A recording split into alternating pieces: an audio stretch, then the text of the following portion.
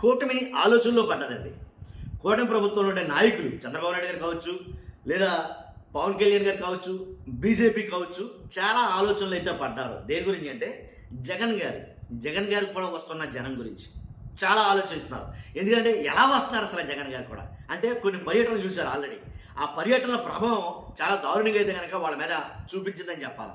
ఏదైతే పొగాకు రైతులు కానీ, మిర్చి రైతులు కానీ, చీని బత్తాయి ఏదైతే ఉందో మామిడి రైతులు కానీ, ఇలాగ ఒకటి కాదు రెండు కాదు, ఎక్కడికి వెళ్ళినా సరే జనం తండోపు తండాలుగా వస్తున్నారు. ఏంటి జైల్లో ఉన్న గోవర్ధన్ గారిని, కాకాని గోవర్ధన్ గారిని కలవడం కానీ, ఇలాగ ఒకటి కాదు రెండు కాదండి, ఏ పర్యటన చూసుకున్నా సరే జనం తండోపు తండాలుగా వచ్చి వెళ్ళిపోతారు. ఎక్కడి నుంచి వస్తున్నారా జనం? ఇది పెద్ద $1 మిలియన్ కూర్చుని అయిపోయింది కూటమి ప్రభుత్వానికి. అంతేకాదు రీసెంట్గా నర్సీపట్నం మెడికల్ కాలేజీని ఆయన చూపించడానికి వెళ్ళినప్పుడు ఆ వచ్చిన జనం చూస్తే కనుక అసలు రోడ్డు షోలో వెళ్తేనే 1,50,000 మంది జనం అంటున్నారు.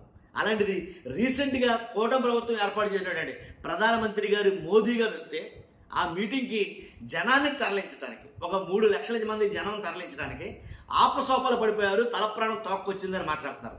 నిజంగా కానీ జస్ట్ 3 లక్షల మందికి అలా అయితే కనుక పిలుపు లేకుండా, ఎవరిని రమ్మని పిలవకుండా, జనాన్ని తరలించడానికి బస్సులు పెట్టకుండా, ఏమీ చేయకుండా ఏంటి, లేకపోతే కనుక సంక్షేమ పథకాలు ఇవ్వం మేము, లేదా ఏంటి డ్వాక్రా మహిళల్ని తరలించకుండా, ఎవరిని తరలించకుండా, ఒక పిలుపు లేకుండా ఏమి లేకుండా జగన్ గారు పలానా చోటకు వస్తారని చేయరు, జనం తండోపు తండాలకు వస్తారు. జగన్ గారికి జనం బ్రహ్మరథం పడుతున్నారు. కారణం ఏంటి? ఈ కారణం తెలుసుకోవడానికి చాలా మల్లగొల్లలు పడుతున్నారు నిజంగా కూటమి ప్రభుత్వంలో. కాబట్టి ఈ విషయం ఈనాడు ఆనాడు కేంద్ర ప్రభుత్వం దాకా చేరింది. కేంద్రంలోనే పెద్దలు కూడా దీని మీద ఆరా తీస్తున్నారు. ఎందుకని ఇలా జరుగుతుందని కూటమి ప్రభుత్వాన్ని అడుగుతున్నారు. అడిగిన దానికి సమాధానాలు లేవు వీళ్ళ దగ్గర అనే మాటలు ఎక్కువగా వినపడుతున్నాయి. మొత్తానికి ఏదైతేనండి జగన్ గారికి కూడా జనం ఉన్నారన్న మాట కేంద్ర ప్రభుత్వం నమ్మింది. మోదీ గారికి తెలుసు జనం ఎవరు కూడా ఉంది. కాబట్టేనేమో వాటిమి పాలైన ఓడిపోయిన నాయకుడైనా కానీ 40% ఓట్ బ్యాంక్ వచ్చిందంటే అది ఒక చరిత్రే నిజంగా. కాబట్టే దాని మీద ఎక్కువగా దృష్టి సారించింది కూటమి ప్రభుత్వం. ఎందుకని అంతమంది జనం వస్తున్నారు జగన్ గారికి కూడా? ఎవరికి అర్థం కాని ప్రశ్నలు. కాబట్టి పట్టు వదలని బట్టి విక్రమార్కుడి కథలో ఏంటి, విక్రమార్కుడు భుజాన బేతాళుని వేసుకెళ్ళి తీసుకుని వెళ్తా ఉంటే ఓ ప్రశ్న అడుగుతాడు.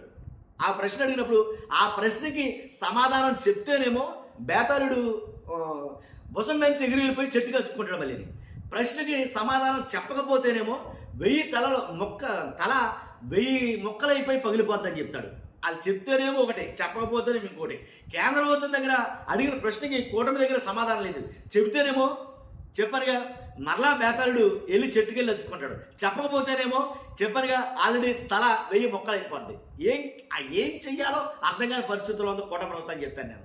కాబట్టి జగన్ గారికి కూడా జన్మ వస్తారంటే అది అంతే, దాంట్లో ఎలాంటి లేదు. చూస్తున్న మీరు అందరూ కూడా మీ అభిప్రాయం కామెంట్ రూపంలో తెలియజేయండి. ఫస్ట్ అయితే లైక్ చేయండి. Thank you.